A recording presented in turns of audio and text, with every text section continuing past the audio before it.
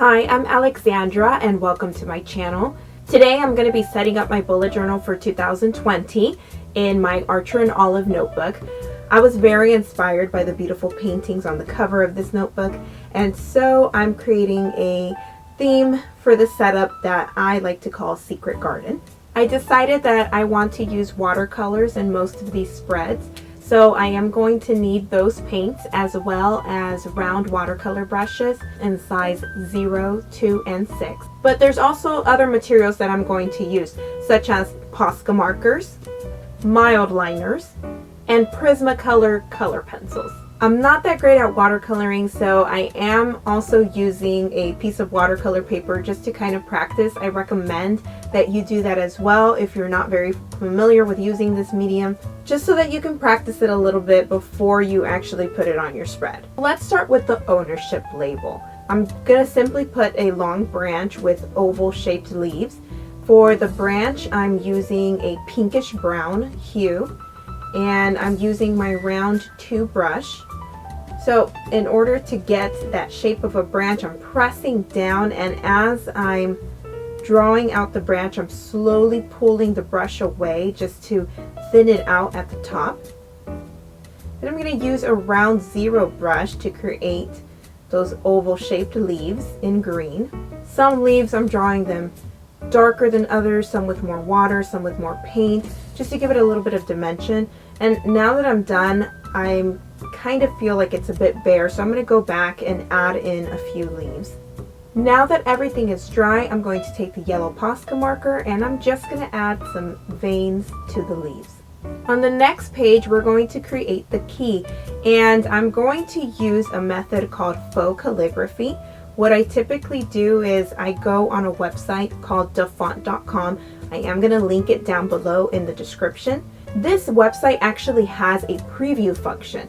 I click on whatever type of font I'm looking for. In this case, I was looking for a script font, and I just typed in key into the preview, and it showed me what each of these different fonts would look like with the word key. I picked the one that I like and I copied it in pencil, and now I'm using the black Sharpie pen to go over it. What makes this faux calligraphy is that instead of using a brush pen, I'm just simply going to add an extra line where all of the downstrokes would be, and I'm filling it in with the pen, so it kind of looks like I did use a brush pen, even though I did not. I'm gonna add the bullet code, and I'm adding it really nice and big. I'm using this sheet, of course, for reference, so when I'm flipping back in my book to refer to these symbols, it's gonna be nice and big and clear. Under that, I'm adding a color code. Again, I'm doing the faux calligraphy with these words as well, and I'm using the Posca markers to indicate what each color represents. The color code, I typically use it in the index. After setting this notebook up, I'm going to go back and fill out the index so you can see exactly how it is that I use it. But what some people do is they take washi tape in that color, and if they have a collection that they tend to refer to often, they will put the washi tape on the edge of that sheet of paper so that they could easily reference it. I'm going to add some long petaled flowers to this key. I'm doing something similar with these yellow petals that I did with the previous leaves. I'm adding some petals that are darker yellow, some are lighter, and this yellow watercolor is actually mixed with a burnt umber, which is a reddish brownish color, and that's just giving the flowers a little bit of dimension to them. It's more interesting to look at. I'm going to add a little white dot in the middle with the white Posca marker. That's just the center of the flower, and black dots. The next 4 pages, I'm going to dedicate that to being the index. I tend to be very thorough with my index. So with most notebooks that I've used for bullet journaling, I've used about 6 pages. Because the paper is a lot thicker in the Archer and Olive and there are less pages, there's only 160, I don't think I'm going to need 6 pages this time, but I think I will need at least 4. And that's what I really love about notebooks that don't have any pre-printed pages. You get to customize it according to your needs. Some people don't like using an index at all. I personally do, and I like having a lot of pages that I can use for that. What I'm doing is filling out this word index that I previously marked with a pencil. I use the font called Santhusi in dafont.com. I'm gonna link that down below. Once I have it filled out and I thicken the downstrokes, I'm now going to add a pretty vine. And for that, I'm going to use the round 0 brush just to make a nice little vine. I'm going to add a loop in there to make it look more interesting, and some oval shaped leaves. On the next 2 pages, I'm going to do the exact same thing. I'm tracing the pre-printed index. As you can see on the second page, the word index is much larger. I wasn't paying very close attention, and it wasn't till I was done that I realized it was so much bigger than the other indexes.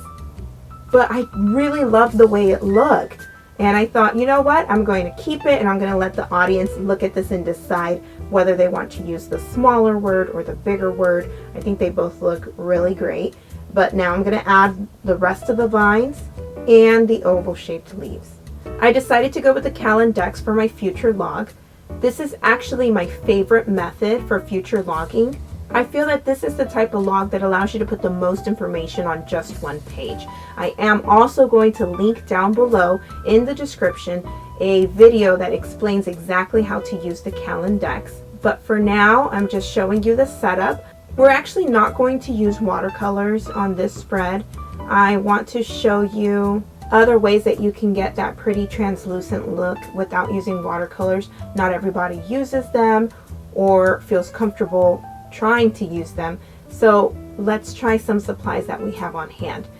I'm using a green metallic pen, and then I'm adding a shadow to it with a black Sharpie pen. I'm using that same pen to add the lines to the Calendex.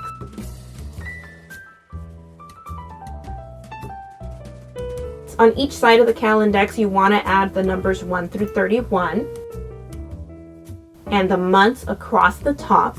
I'm starting with February because I'm going to be creating my January spread very soon, and I won't need to do any future planning for that. My future planning will be from February forward.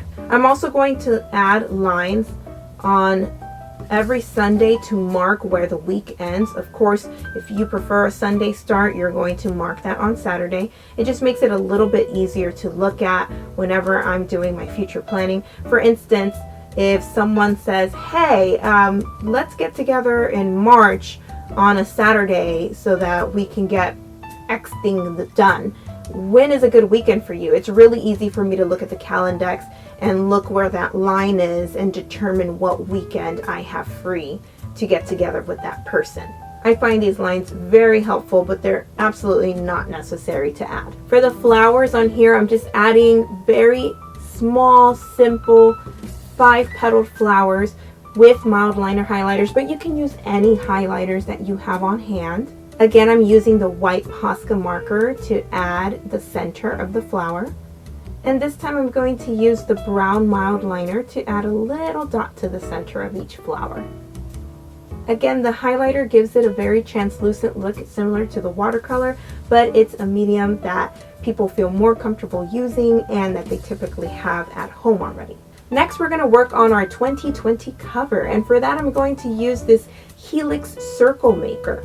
I decided that I'm going to make a circle that is 1.5 inches in diameter. I'm going to use this Uniball Signo pen in gold to add 2020 to the middle, and unfortunately it's not very centered. I have more faith in myself than I should. I definitely need to use a pencil more often, but I'm just going to go with it for now. And I'm going to now use the black Sharpie pen to add my designs around the circle. Just very simple flowers and leaves. And we're going to fill them in with color pencils. I'm using pink and mauve for the flowers, purple and blue as well. And I'm using 2 shades of green to kind of give a little bit of dimension to the leaves. And looking at this, I really do love how the flowers and the leaves came out, but I'm still very distracted by this 2020. Oftentimes when I make mistakes in my bullet journal, I kind of just go with it, but I think I'm really self-conscious because now I'm presenting my layouts to the world via this video, and I'm going to fix it. So I'm using the white Posca marker to kind of cover it up. I'm letting that settle and dry, And I see that I do need to add another layer, so I'm adding another layer of the white Posca marker. And now I am definitely going to use a pencil because I want to get this right. And of course, using those dots as a guide to make sure I have the same distance at the top and bottom of these numbers as well as on the sides. It's looking so much better, and now I can go over it with that gold Uniball Signo pen and it looks so much better. On camera, the white Posca marker is very noticeable, but off camera and away from the lights, it's actually not that evident that there was a mistake at all. These next two pages are going to be for important dates, but because I have the mini calendars, it also serves the purpose of being a 2020 overview. I'm just going to do a simple line art using this green pen. So I'm writing out in cursive across the page important dates, and then just adding very simple oval shaped leaves. I'm not going to be filling them in or adding any of the little veins to them, just very simple line art. Now the mini calendars, what I did to make sure that I'm filling it out correctly, for every month I wrote out the first day of the month, you know, which day of the week does it fall on, and the last day of the month. That way I know that I'm starting and stopping in the right spot. Also, I wrote out the date for every Monday. Now I do a Monday start. If you prefer a Sunday start, you would write those numbers for Sunday, and it just kind of helps you keep track and really makes it obvious if you do make a mistake. Let's say you accidentally repeat a number or you leave a number out. That mistake becomes evident really soon once you hit the next Monday, and so you're able to correct the mistake instead of going and not even realizing that it's wrong. Finally, I'm going to add green mild liner across the Monday through Sundays, and we're ready to move on to the next page. I'm adding a period tracker. I'm going back to using the watercolors for this spread. I'm using a light purple and the round zero brush to paint out this quote, "Every flower blooms in its own time." I wanted to paint a little flower on top of the quote, and I didn't realize till I was done that it was off camera. But I do have this watercolor paper, and I'm just going to show y'all real quick how I did it.